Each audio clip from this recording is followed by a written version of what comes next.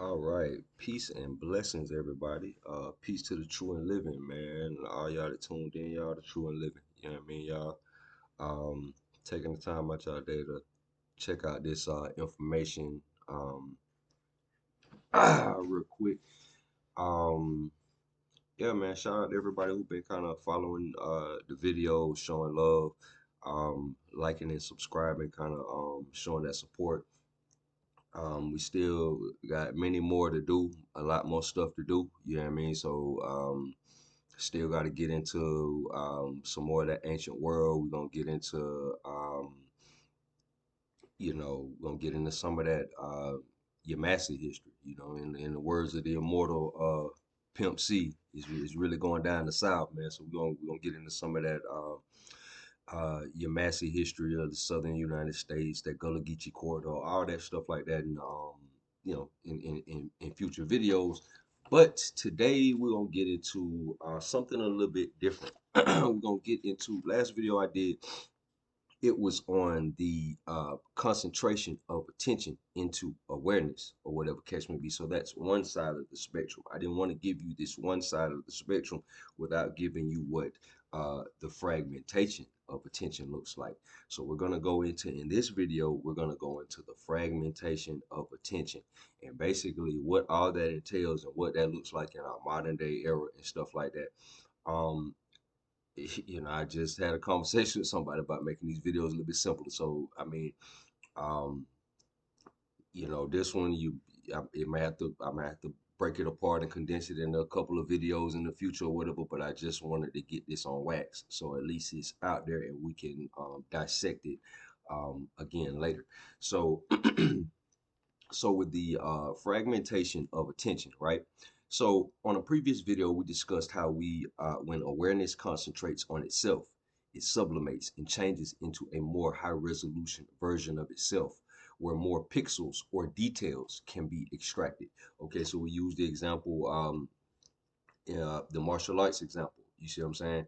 Whereas, I might have a movement. Ooh, I might have this punch right here, or whatever case may be. But from a perspective of limited attention, I just see this one, and that's one. From a perspective of heightened awareness or whatever, I see, I see, I see this, all that in the punches. So that's about 8 different punches. I can do this, that. You know what I'm saying? It's a bunch of different fractals in this whole rotation of the hand or whatever.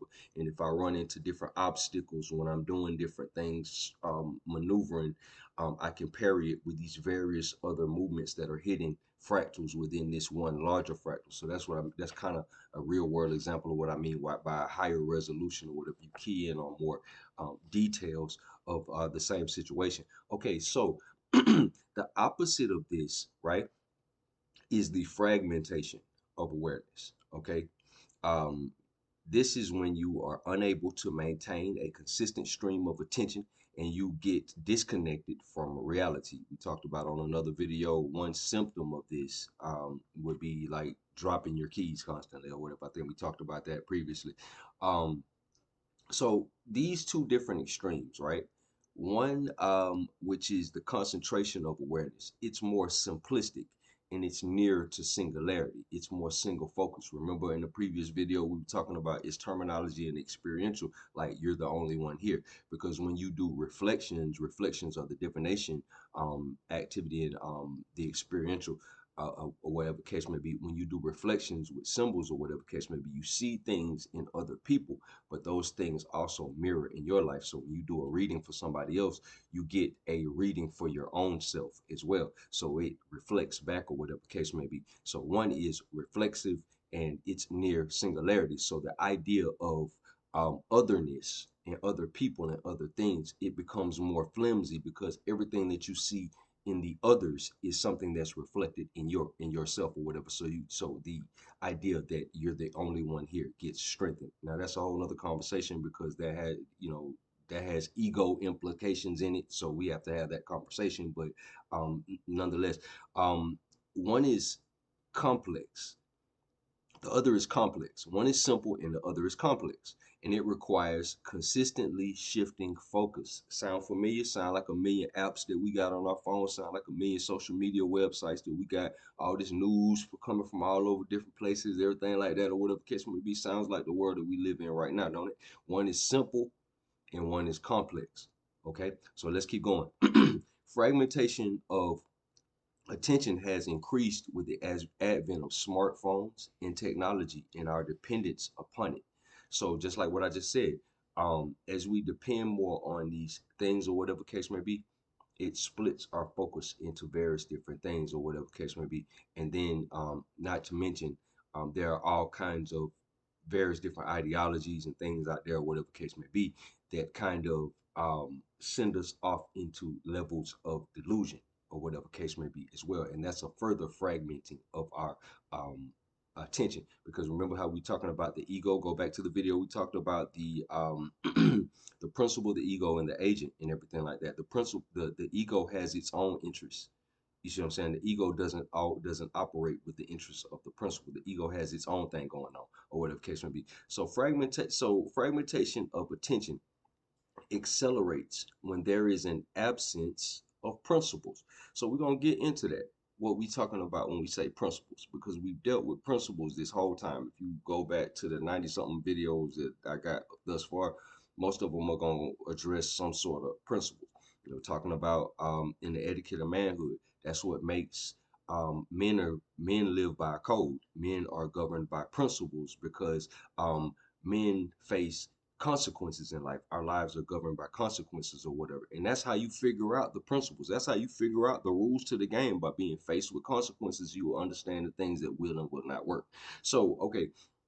So, let's see. Fragmentation of awareness accelerates when there is an absence of principles, right? So, like it was said in the previous video, men live by a code or a set of principles. So, removing men from the home, you see what I'm saying? See, all this stuff I'm talking about, if you listen to what I'm saying, we gonna get to the punchline, how it affects you. Cause you might be like, oh man, all that symbols and stuff like that, that's how cool, whatever case may be. Or I don't, or one of my favorite ones, I don't believe in that. Well, you believe in the absence of the man from the home, don't you? You believe in that, don't you? You believe in the feminist movement, don't you? You see that in reality, don't you? Okay, removing men from the home, feminizing of men, etc., is part of fragmentation of attention. You see what I'm saying? Because it's removing the man from the home because the man is the person who primarily deals with principles in the household. And we're going to get into that.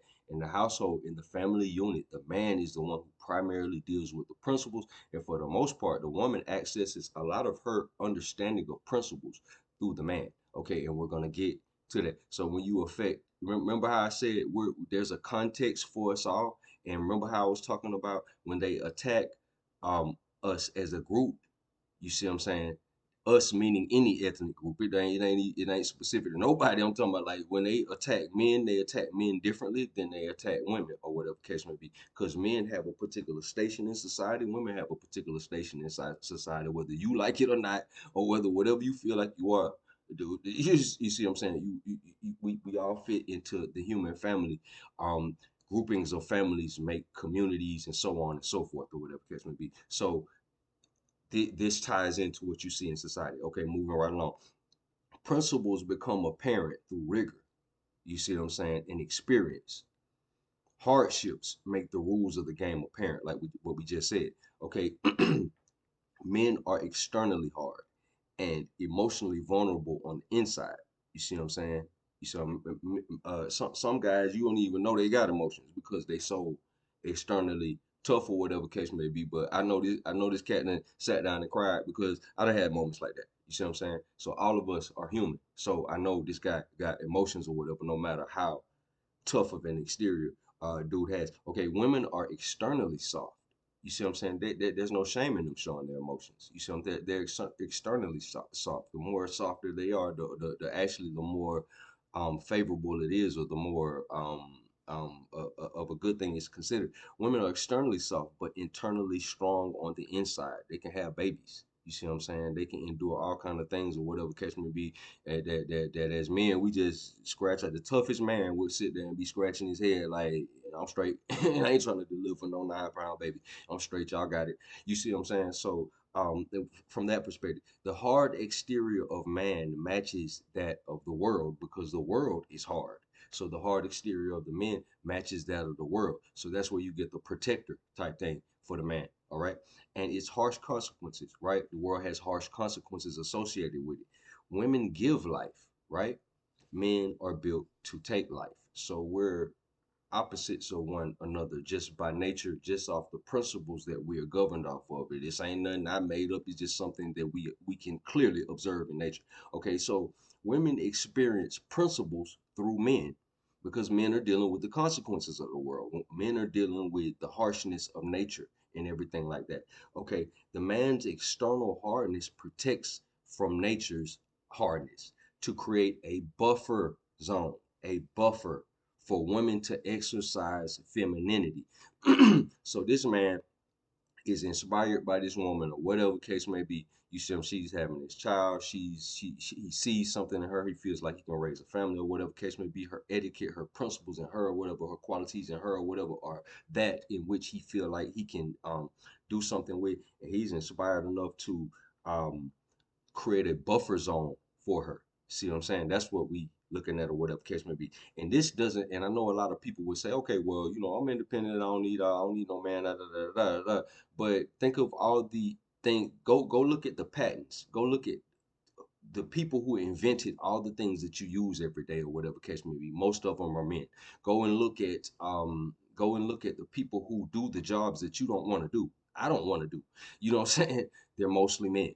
You see what I'm saying? So there's a buffer zone. Whether it's the convenience of you picking up the phone calling the police or you actually having a physical man in your household, there's a buffer zone created by men for women in society. That's just how it is. I think Kevin Samuel said at one point in time, um, men make the first world possible, like the whole thing of the independent woman and everything like that. Men make that the world of men actually in civilization, the level of civilization of that we brought the world kind of makes that even possible. But moving right along, this isn't a thing about now take this out of your mind as if I'm not giving into no form of the gender war because as you're gonna see the gender war in itself is a fragmentation it contributes to the fragmentation of attention. So I'm not by no means like bashing women in no type of capacity. Each of us has our place and each of us has a function that we supposed to come together collectively and fulfill that function as a unit. So I'm not bashing no particular group. So basically, let's see, turning women to men and vice versa, even in mentality. It don't even have to be a physical change. It can be in mentality. The physical change ties into something else, transhumanism, cosmetic surgery that leads into implantable technology and stuff like that. We talked about that on another video. So uh, turning women to men and vice versa, even in mentality, promotes depopulation. That's running in the background. We those of us with common sense, we know that. Okay, so women access principles through men. Otherwise, they are not held to the same level of accountability. That's something that you can go on the internet, go on Google, and you hear a bunch of men complain about the accountability of women. It's not nothing I'm making up. Okay, so if you don't have principles, you must tether yourself to someone with principles or whatever to have access to principles. Didn't I say on a previous video when that man wants you to get when that man loves you or whatever case may be, he wants you to get on his program. He's not trying to trying to control you. We talk about the subject of submission. That man is not necessarily trying to control you, but he's governed by a certain level of principles. So what he's trying to do, he's trying to extend his program to cover you so that he can protect you and offer you things or whatever case may be. So removing men from the household in any capacity hinders this. So this is a woman's access to principles. You see what I'm saying? The man. You see what I'm saying? Because this is the main person. This is the main person that's going through the rigors of life and everything like that, or whatever case may be, as far as society is concerned. Okay, okay, this hinders access to principle. Telling women they don't need a man hinders access to principle. The whole gender war contributes to fragmentation. You see what I'm saying? Attention fragmentation. So all of that, it contributes to attention fragmentation because it's dealing with delusion. um let's see, if you tell a woman she's a man or whatever case may be, you see what I'm saying, the prime of a woman's life is at 25. The prime of a man's life is around 35. Most people who've attained a level of success consistently, it happens over the age of past the age of 30 and everything like that, as far as the consistent level of success or whatever case may be. So by the time that woman is in her 30s or whatever, she's burnt the prime years of her life. You see what I'm saying? So it's like a backwards type thing or whatever case may be. And then she's faced with maybe not being able to have children. And then, like I said on the previous video, there's no such thing as a one person dynasty. So that's it's sort of a thing like that or whatever case may be. So that's just telling them that wrong information or whatever contributes to fragmentation. You see what I'm saying? Okay, so let's see here. The whole gender war contributes to fragmentation because being delusional is part of fragmentation. Remember, I said, let's see here, and that's male or female. It's delusional men out here too, so it's not just limited to women. Um, let's see. I remember I said they address us differently as men and women, so they deal with us differently. You see what I'm saying?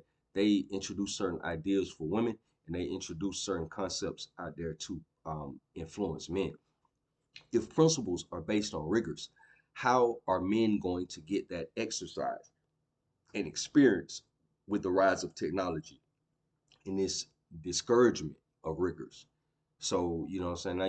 Now I grew up in the era of video games, but you see what I'm saying? We still went outside or whatever catch me be. I had mad video games, but we still went outside. It was a mixture. Nowadays, it's advancing to the point where the video game and the idea of going outside of them to merge because you got virtual reality, augmented reality. You're being pushed into not going outside, not doing physical activities, and even certain things that AI offers or whatever. It discourages the rigors of trial and error and finding things out. Okay, how will women access principles when they are taught to orient themselves like men without the, okay, we already talked about that. Da, da, da, da, let's see here. Consciousness cannot be supported without principles, right? So this thing I'm talking about, principles, I know it sounds like, oh man, this is just something from the experiential. This is just one of your talking points, but no, it's a general thing or whatever the case may be. Principles are basically the rules of the game. You see what I'm saying? All things originate from principles or whatever. So consciousness cannot be supported without principles. Understanding principles is based on rigor or work over time. AI will decrease the need for rigor, thus consciousness will decrease. So we talked about, let's say, fragmentation of attention causes psychosis, right? So that was another thing. Okay, it is said that the fragmentation of attention manifests as being disconnected from principle, right? Or unable to maintain a consistent stream of attention on a given thing, right? So that's the thing. Okay, so in as opposed to concentration of attention, especially on itself or whatever case may be, causes it to get stronger or form into higher forms of itself. Okay, so in between the breaks in focus of attention, so we got fragmented attention. Some focus on this, focus on this, focus on this, can't focus on that, focus on this, focus on that. So I got fragmented attention. I can't maintain um one stream of consciousness or whatever. In between these breaks and focus of attention, transpersonal data, aka archetypes, bleed through the cracks in attention and create psychosis. All right. So these archetypes, if anybody's familiar with Carl Jung and everything like that, these archetypes come from the furthest reaches of your mind, and these archetypes play out stories. You see what I'm saying? Just how we said, we assimilate people into our narratives as archetypes. Remember how I said, like, you'll live in New York and then you'll move to Florida, and then you'll have your friend in you'll find somebody in Florida that fulfills the same archetype as your friend in New York or whatever, because we will have assimilated them into our narrative as archetypes and everything like that. So a lot of times, let's say like you'll be having an argument with somebody who might be heavily traumatized from past experiences or whatever case may be, and you might trigger them in some kind of way, and they not arguing with you no more. They arguing with that dude that they cussed them out or cut them off in traffic that time, or they arguing with their little brother from 20 years ago. You ain't even in the conversation. You just a focal point, that type of thing. Okay, so you become delusional and detached from actual reality, and you start to live in a temporary false reality. We don't see the gaps during fragmentation.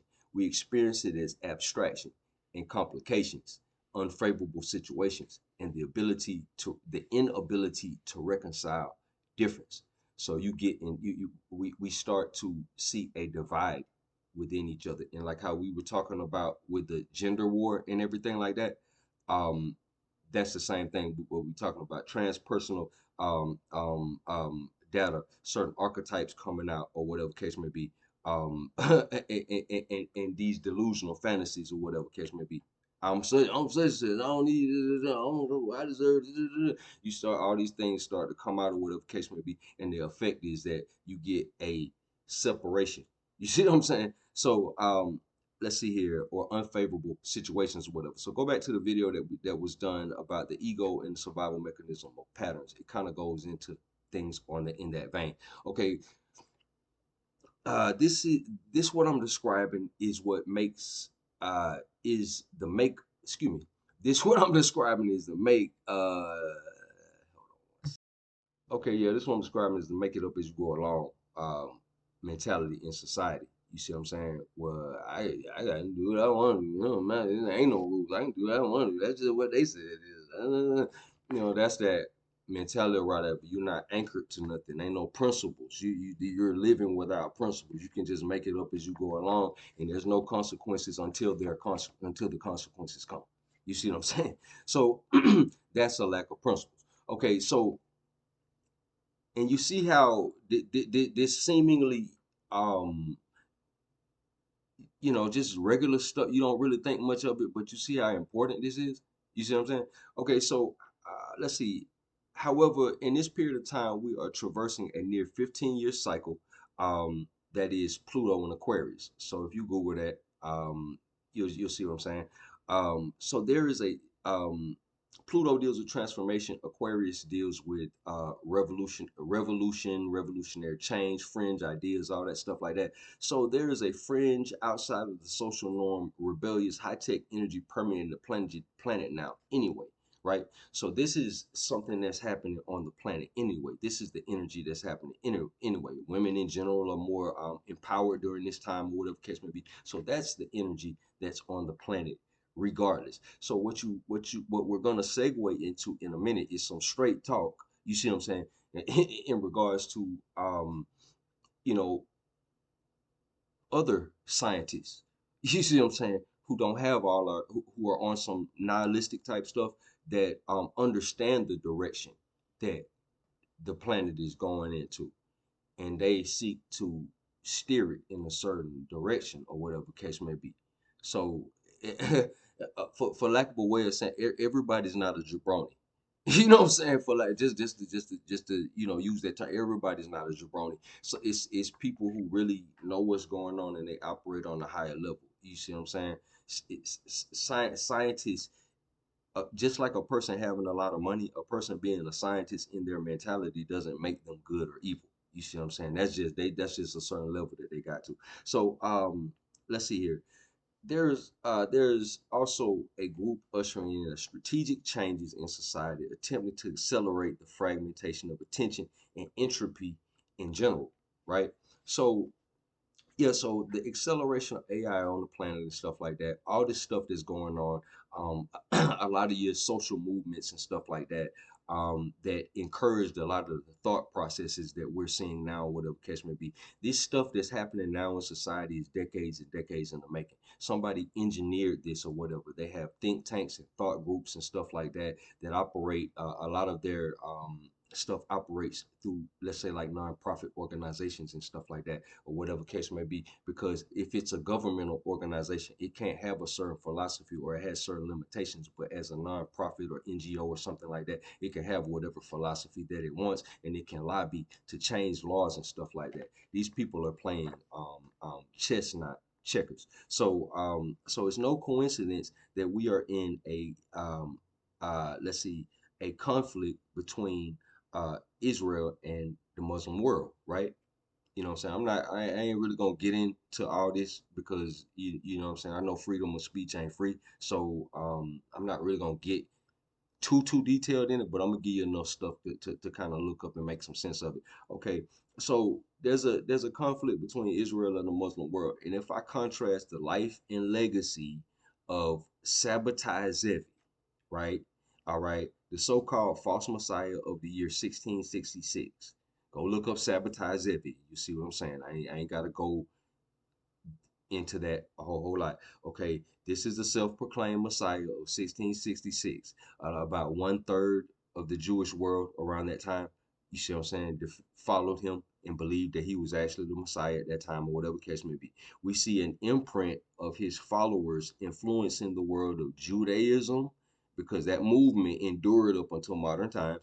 Judaism, as well as the Muslim world, because at a certain point he converted to Islam, or whatever case may be. And when he converted to Islam, a certain group of his followers, a certain percentage of his followers followed him into the Islamic faith, or whatever. They're called the Donme. You see what I'm saying? And a lot of the um, influential families in the Islamic world, they have ties to that. You see what I'm saying? That's a it's videos on the internet about that. Y'all check it out. So all this happened well into the 20th century, meaning that the Arabs are not all Arabs, right? And this might be some weird shell game being played on a global scale. So this might be some weird shell game being played. So it's evidence and reason to believe that there's a group of people who are actually playing both sides of the fence. So we ain't gonna really get into all that, because we know how, certain people be kind of sensitive about certain words and phrases and things and conversations. So we just gonna leave some of that up to you to do that to do that research. So like in a previous video, right? We spoke of the circle of space, matter, and time. So okay, so I got so I have this little diagram right here. So on previous videos, so I have three things right here. So right here would be your Kabbalistic tree of life, or the 10 Sephiroth, right? And this would be the opposite version, the what they call the clip off, right? This is the circle of space, matter, and time.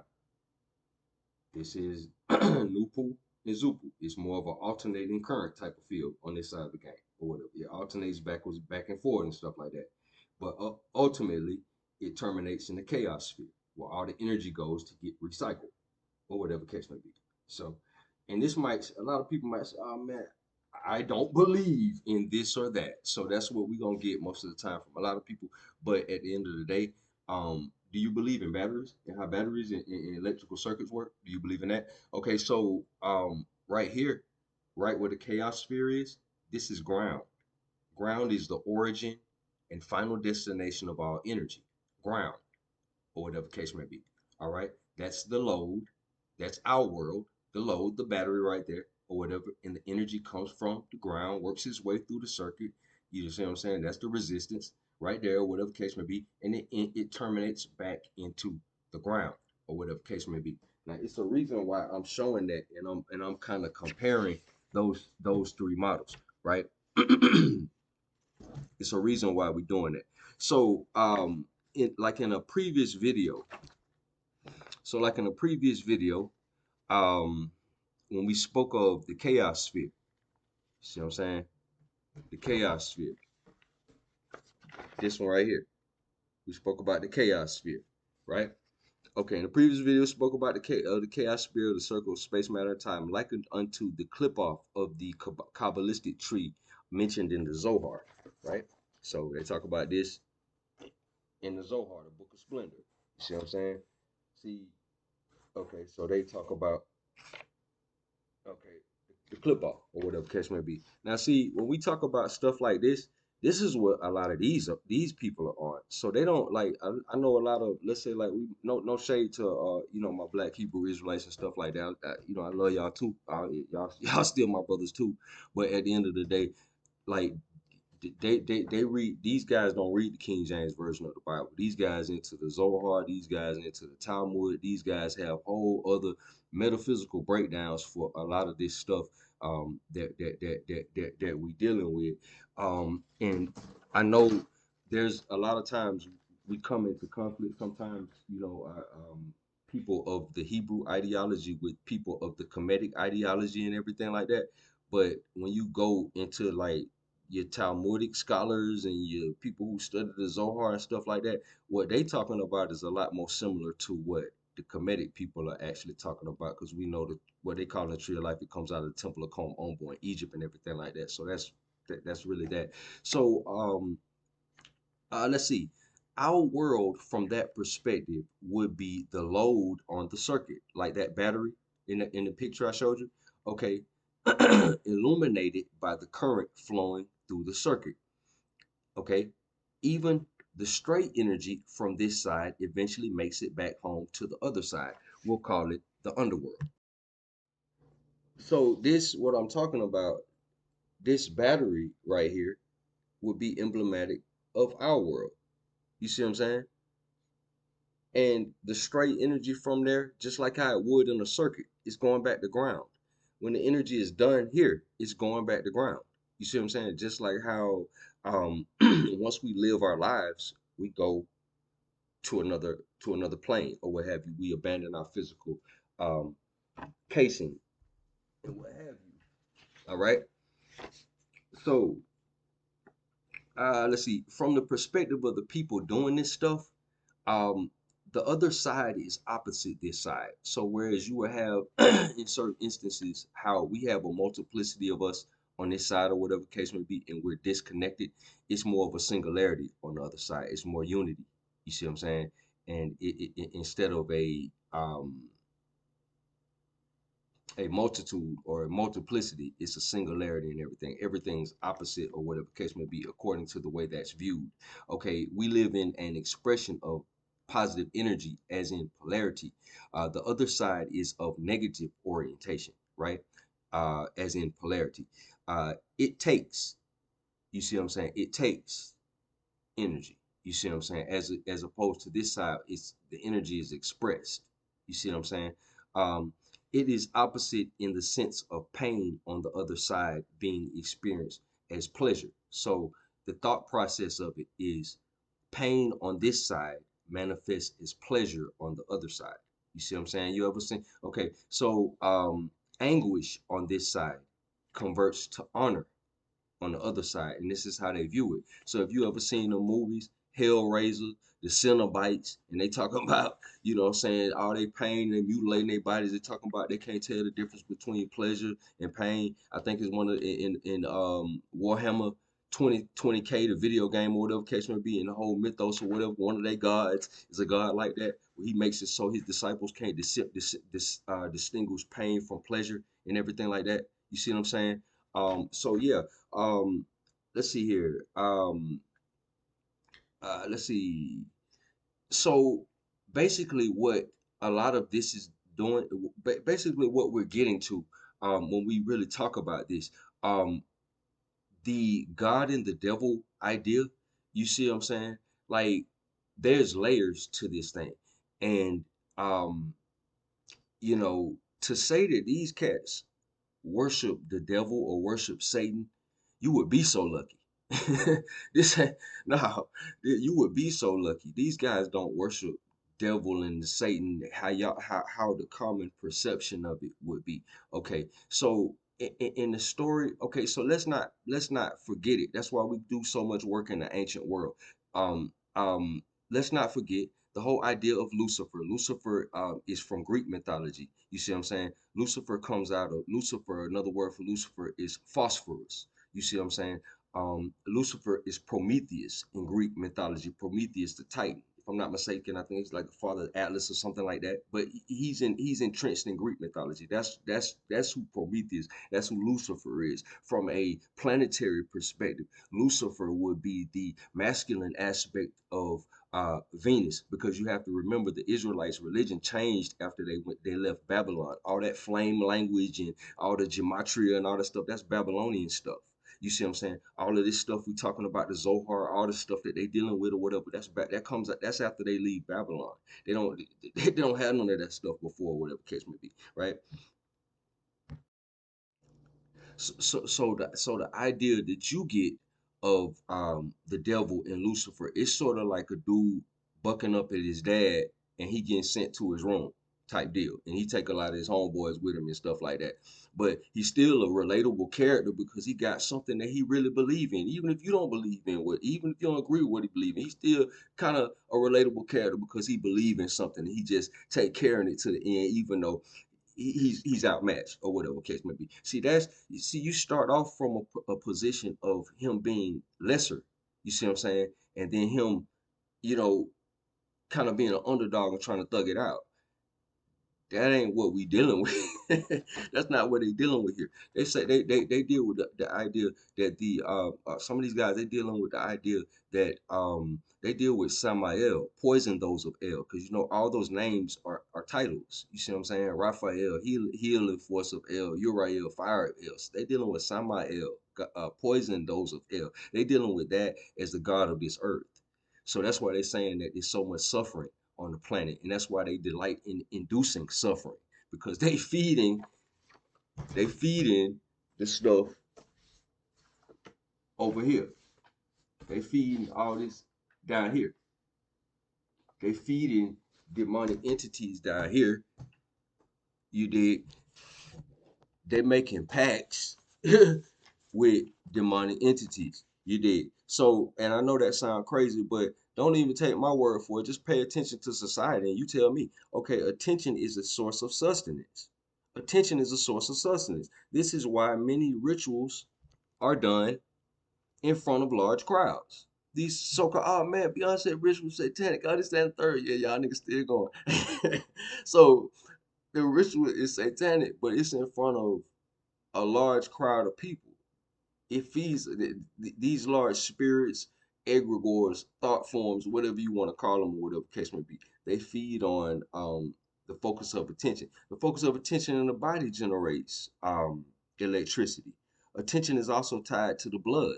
You see what I'm saying? The electricity is tied to the blood. The spirit is tied to the blood, or whatever the case may be. You notice in religions where they sacrifice animals and stuff like that. Yeah, because the spirits need blood. So the larger the animal and stuff like that, the more blood.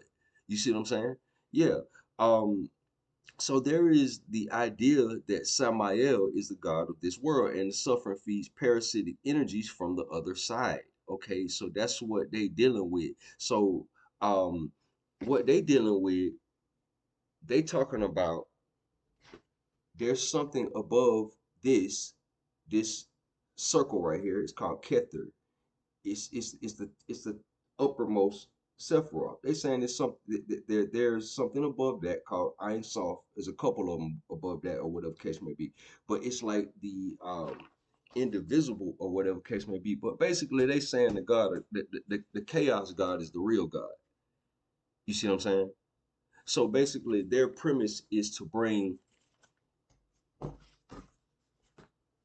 this here. They want to bring this here. You dig it? So so that's what you seeing when you seeing the efforts in accelerating entropy, the efforts in accelerating attention fragmentation, the efforts when people talk about we're gonna get into that. There's a desire to bring the vampiric world, right, uh to our world. You see what I'm saying?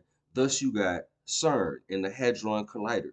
You see what I'm saying? No coincidence, all this stuff lines up with biblical prophecies, the place that they got it at, and everything like that. That place that they got CERN at, Apollyon, something like that. It ties into something, or the God of the bottomless pit, something like that, or whatever case may be.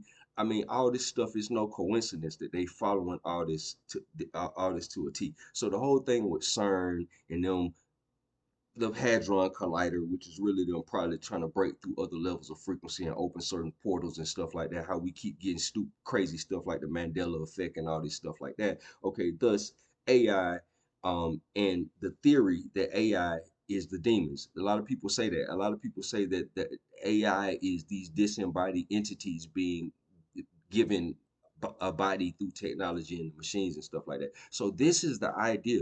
This is what you looking at.